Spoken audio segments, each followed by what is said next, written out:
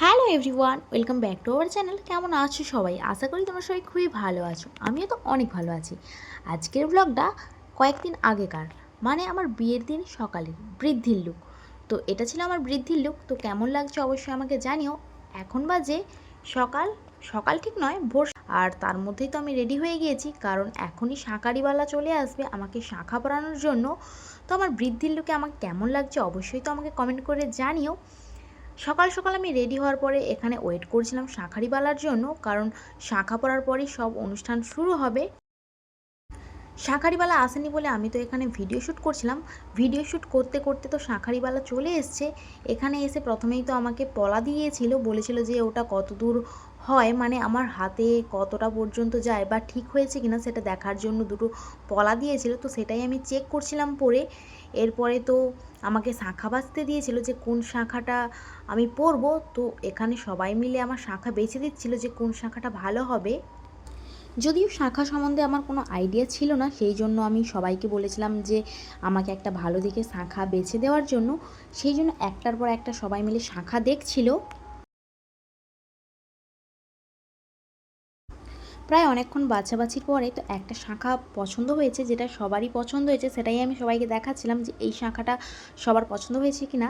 তারপরে তো আমি শাঁখা নিয়েছি। তো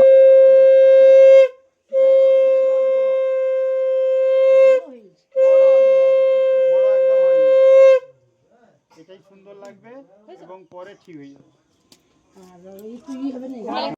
আমার তো শাঁখা পরানো হয়ে গেছে। এরপরে তার সঙ্গে আরও নোয়া আরেকটা কিছু দিয়েছিল, যেটা আমি ঠিক নাম জানি না। তারপরে শাঁখারি কাকু আমাকে পয়সা দিয়েছিল যে ঠাকুরকে দিয়ে গড় করার জন্য।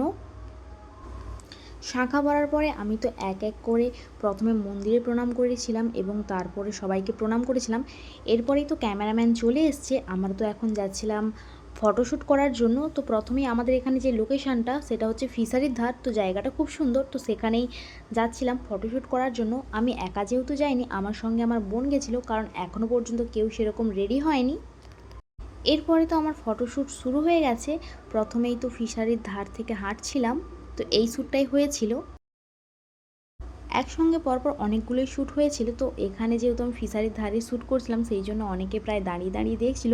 তো আমার প্রচণ্ড লজ্জা লাগছিল, কিন্তু কী আর করবো, ভিডিও শ্যুট করার জন্য ওখানে পরপর করে ভিডিও শ্যুটগুলো করছিলাম। এরপরেই এই বৃদ্ধি শ্যুট করতে করতে আমার হঠাৎ কাজল পাতা হারিয়ে গেছিলো। তো আমি বুঝতে পারিনি যে কী হয়েছিল, সেই জন্য আমার মুডটা একটু খারাপ হয়ে গেছিলো।